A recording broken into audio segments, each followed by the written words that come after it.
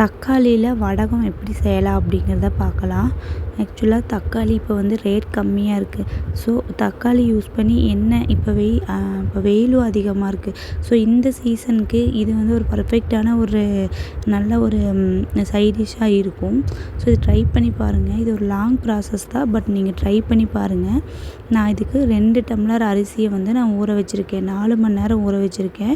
So இதுக்கு என்னென்ன தேவைன்னா, தக்காளி உங்கள்கிட்ட எவ்வளோ தக்காளி இருக்கோ அது போட்டுக்கங்க. நான் 5 தக்காளி எடுத்திருக்கேன்.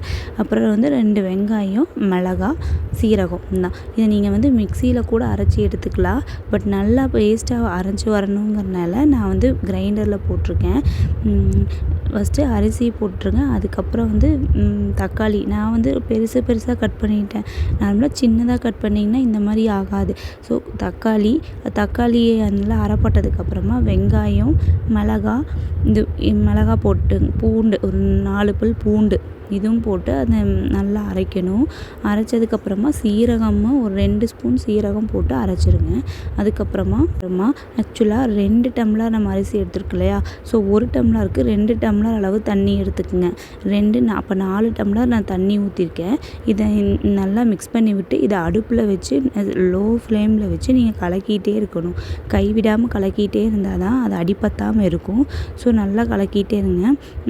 கீழே அடிப்பத்தாமல் பார்த்துக்குங்க. கொஞ்சம் இது கூட உப்பும் போட்டுக்கணும். அரைக்கும் போதே உப்பு போட்டுக்கோங்க, இல்லைன்னா இந்த மாதிரி கலக்கும்போது உப்பு போட்டுக்குங்க.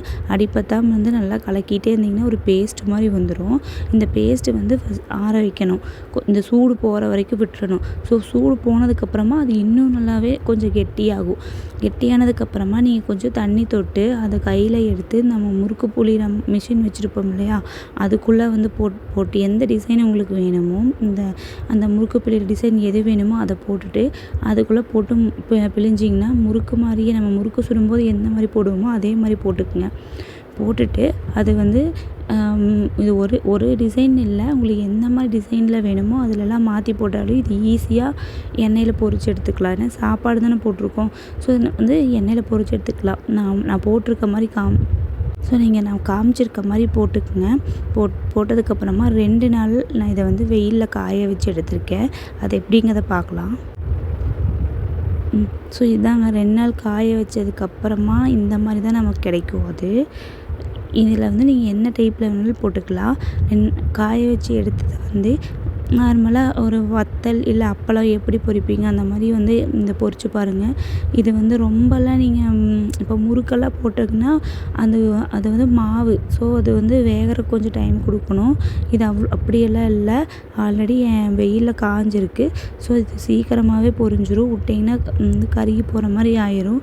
நான் இதில் காமிச்சதுலேயே லைட்டாக அது கொஞ்சம் ப்ரௌன் கலர் ஆகிருச்சு. ஸோ நீங்கள் அந்தளவுக்கு விடாமல் முன்னாடியே எடுத்துடணும்.